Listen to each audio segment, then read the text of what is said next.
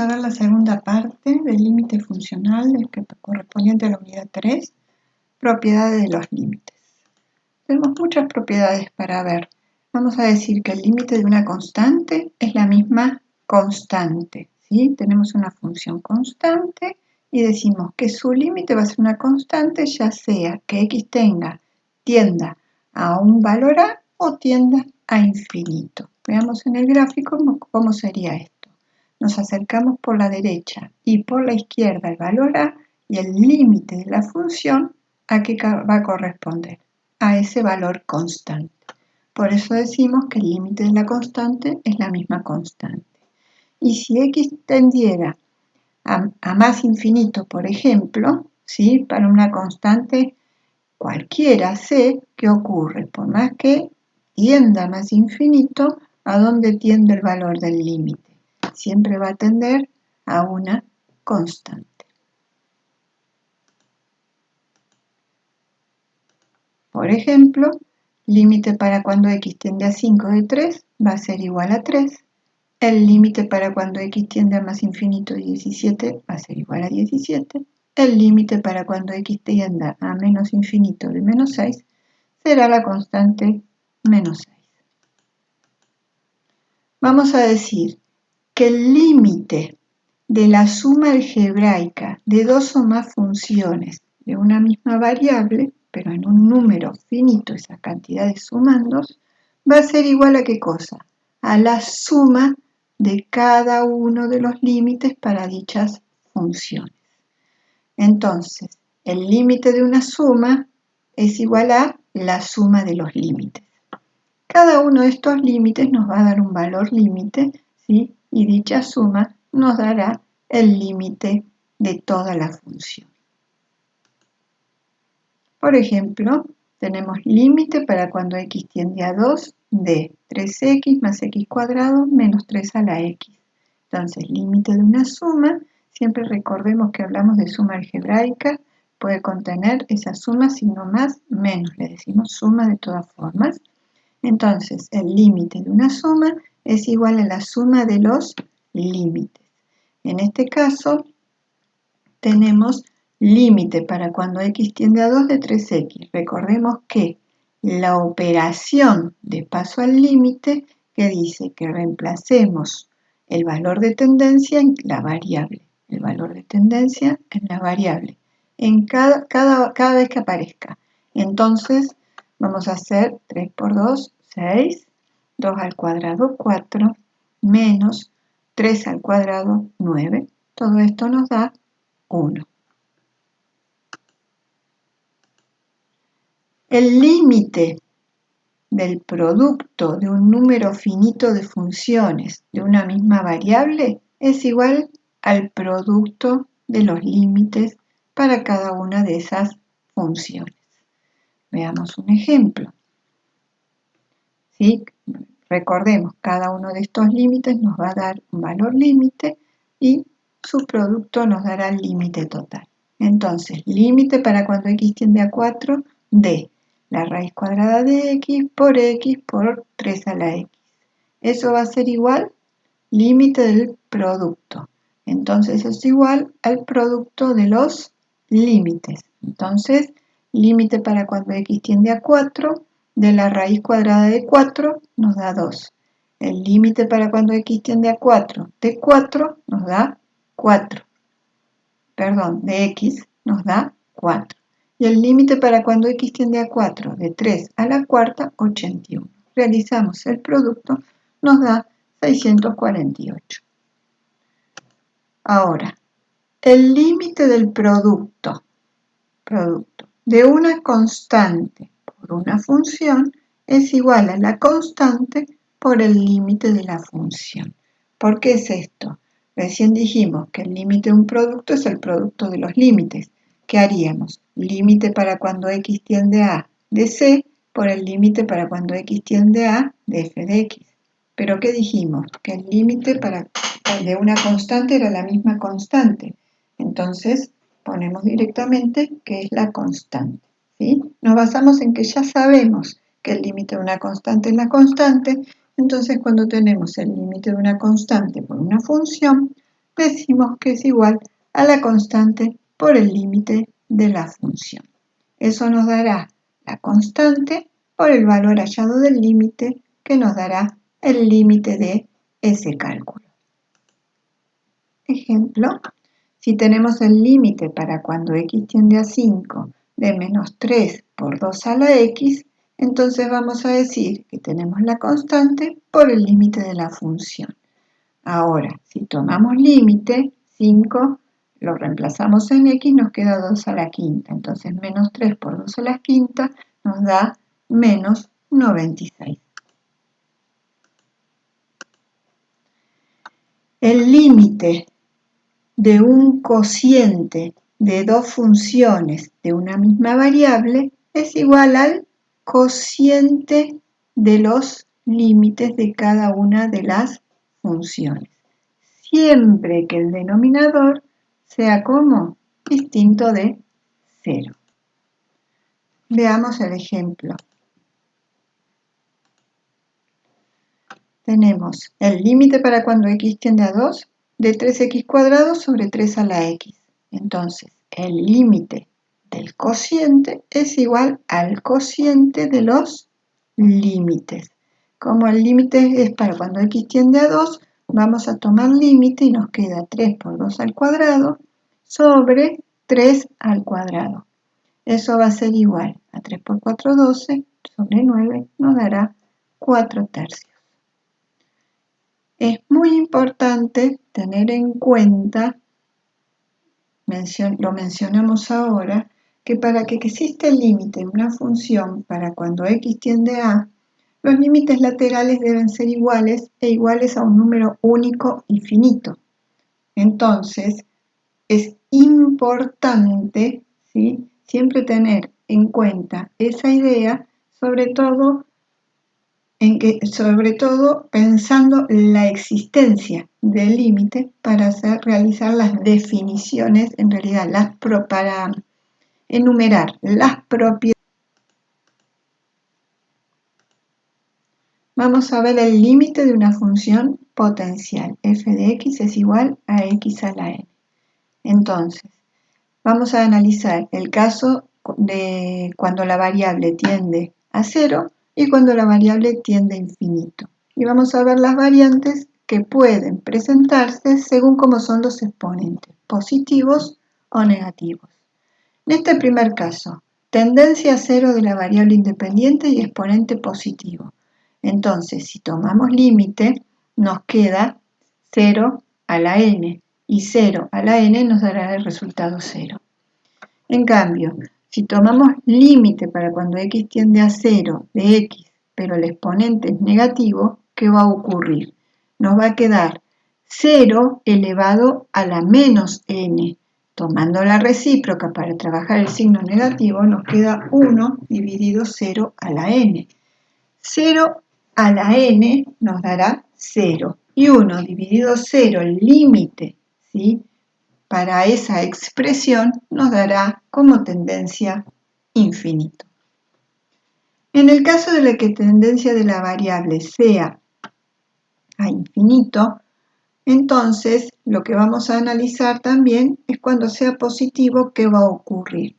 Si tomamos límite para cuando x tiende a infinito, tomamos límite y nos queda infinito a la n. Y infinito elevado a un número nos quedará un infinito más grande. En cambio, cuando el exponente sea negativo, ¿qué vamos a tener? Infinito a la menos n, que eso es lo mismo, tomando la recíproca, 1 sobre infinito a la n. Y un número muy pequeño dividido un número muy grande nos va a dar ¿cuánto? Va a tender a ¿cuánto? A 0.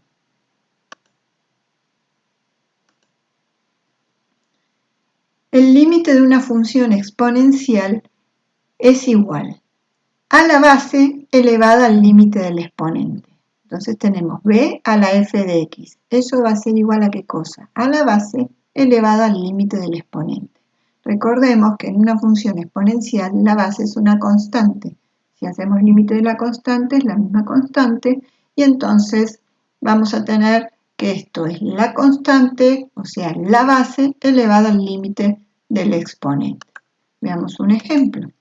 si tenemos el límite para cuando x tiende a 1 de 2 elevado a la 3x cuadrado más 1, eso va a ser igual a ¿qué cosa? A la base 2 elevado al límite del exponente. Y si tomamos límite, el valor de tendencia es 1, 1 al cuadrado 1, 3 por 1, 3, más 1, 4, nos queda 2 a la cuarta, será igual a 16. Si tuviéramos, o si tenemos, el límite para cuando x tiende a de una función que tiene base variable y exponente variable, entonces, ¿qué hacemos? Tomamos límite en la base y límite en el exponente. Entonces, el límite de una función elevado a otra función es igual al límite de la base elevado al límite del exponente. Respectivamente, cada uno de esos límites nos dará un valor. Por ejemplo, límite para cuando x tiende a 2 de 3x cuadrado menos 5, todo eso elevado a las 2x, tomamos límite en la base, límite en el exponente. Cada uno de esos límites nos va a dar un valor y en definitiva nos queda en la base 7, en el exponente 4 y nos dará 2401 el resultado del límite para esa función. Todavía quedan algunas propiedades más. Esta propiedad es muy importante. El límite del logaritmo de una función es igual al logaritmo del límite. Esto se lee. El límite del logaritmo de una función es igual al logaritmo del límite de la función. Entonces, ¿qué vamos a obtener del resultado? El logaritmo, ¿sí? Y para ese logaritmo, el valor del límite. Siempre vamos a tener en cuenta, ¿qué cosa? Que el argumento del logaritmo, ¿sí? Siempre tiene que ser como positivo, porque no vamos a obtener un resultado real para un logaritmo de un valor o un número negativo. Entonces, por ejemplo, tenemos límite para cuando x tiende a 1 del logaritmo natural de x. Entonces decimos el límite del logaritmo es igual al logaritmo del límite de ¿qué? De x en este caso, que será nuestra función. Como x tiende a 1, nos queda el límite para 1, ¿sí? Entonces nos da logaritmo natural de 1.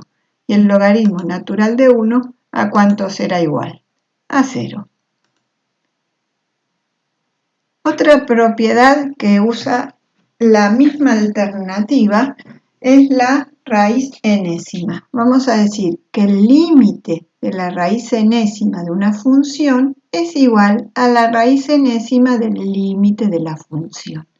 ¿Qué vamos a tener en cuenta? Que para que la raíz, ¿sí? Cualquier raíz pueda calcularse, ¿sí? Si se trata de raíces de índice par, ¿qué va a ocurrir? Sí o sí tenemos que decir que ese límite sea, que el límite de esa función sea mayor o igual que 0. Entonces, ponemos esa condición para que esto sea calculable en todos los casos que podemos generalizar. Por ejemplo, vamos a decir que tenemos el límite para cuando x tiende a 4 de x cubo menos 1. Entonces, esto va a ser igual a la raíz cuadrada del límite para cuando x tiende a 4 de x cubo más 1. Si reemplazamos, tomamos límite, obtendremos de resultado la raíz cuadrada de 63. En nuestro caso, y por el momento, no hace falta calcular la raíz cuadrada de 63 porque lo que vamos a lograr es obtener un valor al cual le vamos a sacar decimales y no vamos a tener un valor exacto. El límite de un polinomio entero en x, tenemos un polinomio desarrollado, ¿sí? Donde los a sub 0, a sub 1, a sub 2, a sub n son coeficientes. A sub 0 por x a la n es el término principal porque n es el grado del polinomio. Recordemos que el grado del polinomio es el mayor valor al que está elevado la variable, en este caso n. Y a sub n se llama término independiente en el polinomio. Veamos tres casos. Si calculamos el límite para cuando x tiende a 0 de ese polinomio p, ¿sí? Si ponemos 0, o sea, tomamos límite y reemplazamos cada una de las x por 0, 0, 0, ¿qué es lo que nos va a quedar? A sub n. Entonces, ese será el límite en ese caso. Si tenemos el límite para cuando x tiende a de p de x, o sea, cualquier valor a que no sea 0, cualquier valor real nos estamos refiriendo, entonces, bueno, obtendremos de resultado como cálculo del límite un valor finito. En cambio, cuando calculemos límite para cuando x tiende a infinito de un polinomio, el resultado del límite va a ser más o menos infinito. Basta con reemplazar, ¿sí? Tomando límite en cada una de las variables, o sea, en cada una de las x reemplazamos por infinito y obtendremos como resultado infinito. Lo que en realidad hay que mirar que es el término principal, porque es el que nos va a decir si el resultado va a ser más o menos infinito. Dependiendo de qué, del valor de tendencia, si es más o menos infinito, y del signo que tenga el coeficiente a sub 0.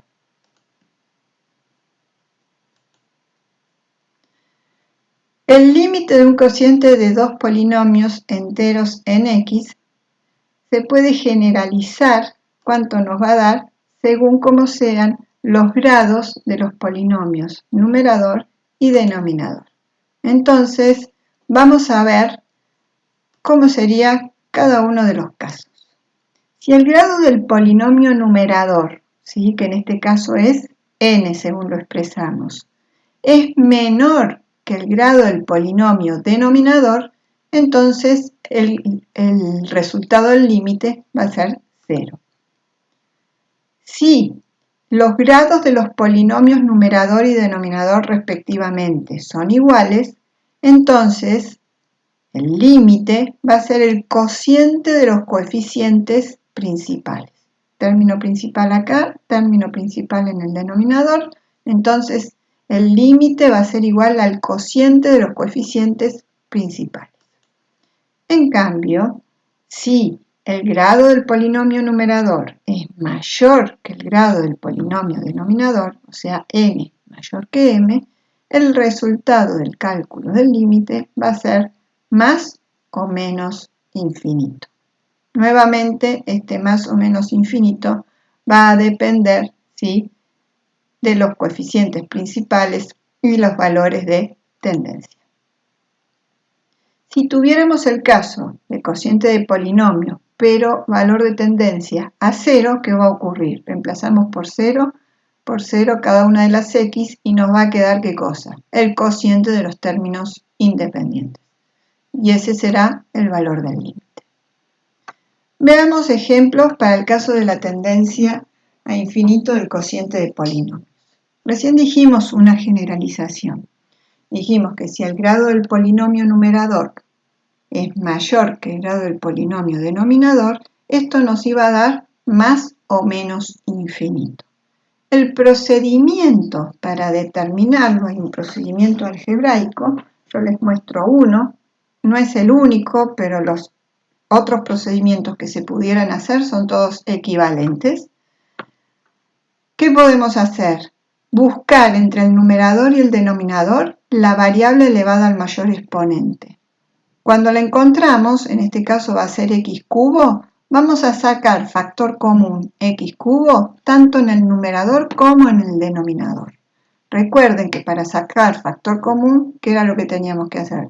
O sea, sacamos el x cubo porque es lo que nos dice el procedimiento, ¿sí? Pero para ver cómo nos quedan los términos dentro del paréntesis, ¿qué tenemos que hacer? 3x cubo dividido x cubo nos queda 3. Menos 5x cuadrado dividido x cubo nos queda menos 5 sobre x. Menos 4x dividido x cubo nos queda menos 4 sobre x cuadrado. De la misma forma procedemos en el denominador. Simplificamos, vamos a simplificar. Simplificamos x cubo con x cubo y vamos a analizar tendencias. Acá nos quedó el número 3, colocamos el número 3. Acá miramos, 5 dividido, tomando límite infinito, es un valor que tiende a 0. Es un valor muy chiquito y negativo. 4 dividido infinito, tenemos que hacer infinito al cuadrado, es un infinito más grande, y 4 dividido infinito también tiende a 0, y también es un número que tiende a 0, también negativo. Ahora, fíjense, piensen que este número es muy pequeño y este es más chiquito que este, los dos son negativos, pero si hacemos 3 menos, no sé, supongamos que nos dio 0, infinito ceros 35, ¿sí? Si consideramos esa suma algebraica, el valor del límite en el numerador será 3. Y en el denominador, ¿qué ocurre? Tenemos 1 dividido infinito, tiende a 0. 3 sobre infinito al cuadrado, tiende a 0. 1 sobre infinito al cubo, tiende a 0. Ahora, para tener claro cuál va a ser el signo de esto que tiende a 0, siempre vamos a mirar el que tiene la variable elevada al menor exponente, ¿sí? En este caso elevado a la 1. Porque este valor que tiende a 0, si bien tiende a 0, sería como que este es 0,1 y este podría ser 0,0 algo. Y este que sigue acá, 0,00, otro numerito. ¿Sí? Entonces, de todos estos números que tienden a 0, el más grande es este. Entonces no importa acá lo que resto, lo que sumo, este es más grande, es positivo, nos queda 3 dividido más 0,00, muchos ceros, infinitos ceros, 1. ¿Y eso a dónde tiende? A más infinito. Nos da un infinito positivo. En este otro caso, fíjense cómo son los grados de los polinomios numerador y denominador. El grado del polinomio numerador es 1, el grado del polinomio denominador es 2. Habíamos dicho que si el grado del polinomio numerador era menor que el denominador, eso nos iba a dar 0. ¿Cómo hacemos para ver que eso nos da 0? Nuevamente aplicamos el mismo procedimiento que antes. Buscamos entre el polinomio numerador y denominador la variable elevada al mayor exponente y vamos a sacar factor común tanto en el numerador como en el denominador. Cuando sacamos factor común nos quedan estas expresiones. Recordemos cómo era. Hacemos 5x dividido x cuadrado, nos queda 5 sobre x. Menos 4 dividido x cuadrado, nos queda menos 4 sobre x cuadrado. De la misma forma, calculamos en el denominador, vamos a simplificar los x cuadrados y vamos a analizar tendencias.